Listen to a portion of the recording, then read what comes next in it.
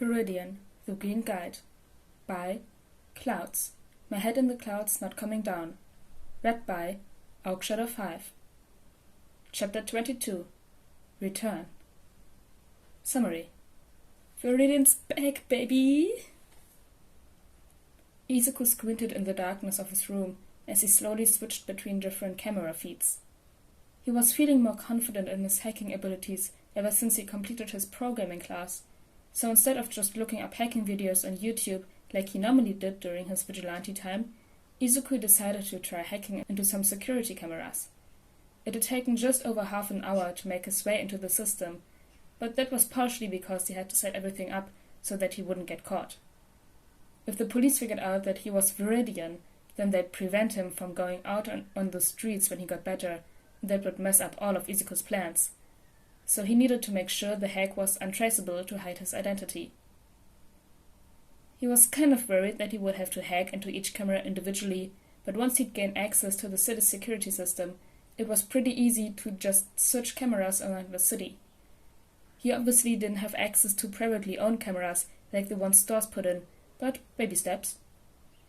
Izuku wasn't really planning to do anything besides get into the system, honestly, but as he was getting some practice switching between cameras, he saw a woman get roughly pulled into an alley, and he couldn't just do nothing.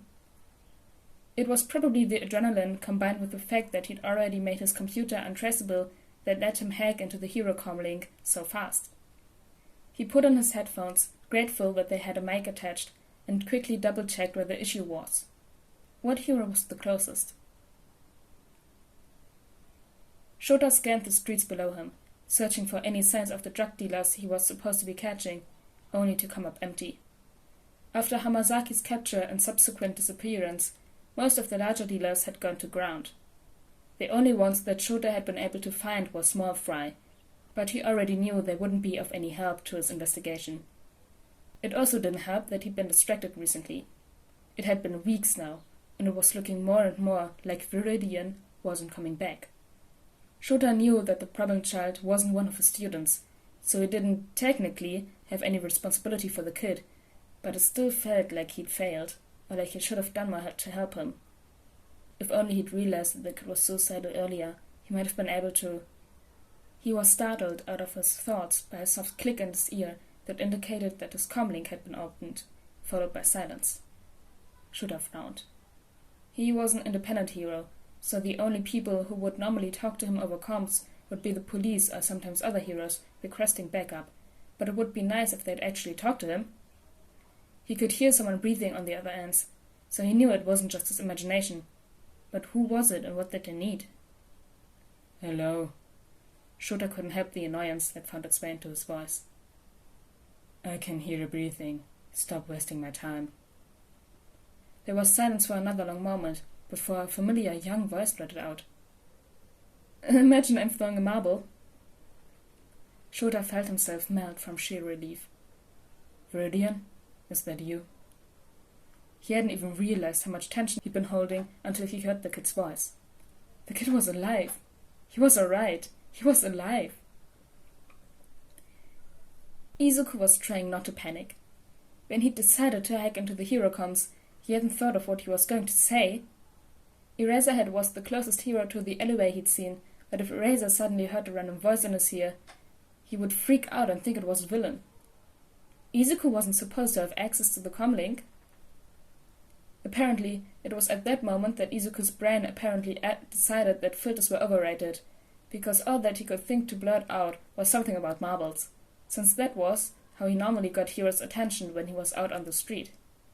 Eraser probably thought he was a complete idiot, and was probably really annoyed with him for wasting his time and hacking into the comlink, but at least it had worked, right?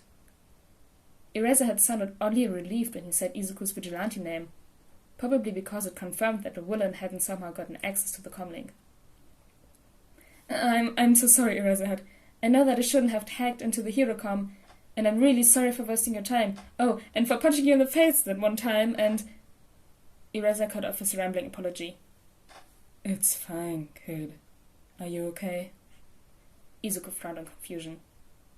Yes? Why wouldn't I be okay? There was a beat of silence before Eraser spoke again. I thought that maybe... Izuku suddenly remembered where he'd hacked into the comlink in the first place. There's a shady guy that pulled a woman into the alley behind the boutique on Lake Street. Oh no, I'm so sorry, Eraserhead. You were saying something and I interrupted you and... Eraser just grunted in response, most likely already running through the alley. Did you catch sight of the guy's quirk? Izuku thought back to the footage and glanced at the camera in question again. No one had come out of the alley yet. No, I didn't get a good look at him, and he didn't have a mutant quirk, so it was a little difficult to tell what it was without seeing it in action. I'm sorry. It's fine, kid. Where have you been? We've been worried about you. You just disappeared without telling anyone. Izuku didn't know how to feel about that. A part of him was amazed. People actually missed him? Him? A quirkless Deku that was of no use to anyone? These people, heroes who actually mattered, cared about him enough to miss him? It felt oddly nice, but it was quickly overridden by an insane sense of guilt. Stupid Deku. He just made life so much harder for the heroes and distracted them from saving people, and, yes, he decided to not go out as a vigilante so that Mom wouldn't be worried, but instead he just caused so many problems for the heroes. And he really was an idiot. Why did he ever think that he could be useful? He should have just jumped when Kachin told him to, but then Kachin would get in trouble and... Shota cursed himself as the silence of the comlink stretched on. He had been so relieved that Viridian was alive that he hadn't even been thinking. The kid was suicidal, which meant he probably felt like a burden on those around him, which meant that he would probably feel guilty to making them worry, which wouldn't make him any less suicidal. Shota jumped onto another rooftop as he ran toward the alley the kid had mentioned. Viridian was most likely freaking out on the other end of the line and beating himself up for something that might not even be his fault. How was Shota supposed to fix this? Not that you really had to let anyone know. You are your own person, after all. Shota grimaced at how awkward he sounded. Basically, we care about you, kid, and we missed you these last few weeks. But I'm glad you're okay. You are okay, aren't you? There was another moment of silence, then a sniff. You care? Shota sighed in relief. Yeah, kid, but you didn't answer my question. Oh, Viridian's voice trailed off. It's kinda stupid. You should probably hurry. It's been a while since they went into the alley. I'm almost there. Shota decided it'd probably be best not to press the kid for answers. It sounded like he'd barely managed to avoid giving the kid a panic attack, so he didn't want to risk that again. Right now, he just needed to make sure the kid could trust him. He finally reached the alley, and the villain went down surprisingly easily. Then again, that probably had something to do with the way Shota snuck up on him and pulled him away from the woman, restraining him completely before he even had the chance to fight back. The guy started growling and tried to fight back, but Shota simply glared at him with enough force that he shut up. He was about to turn to comfort the victim when he heard a muttering in his ear. Alright, that's suspicious, but probably not a big deal.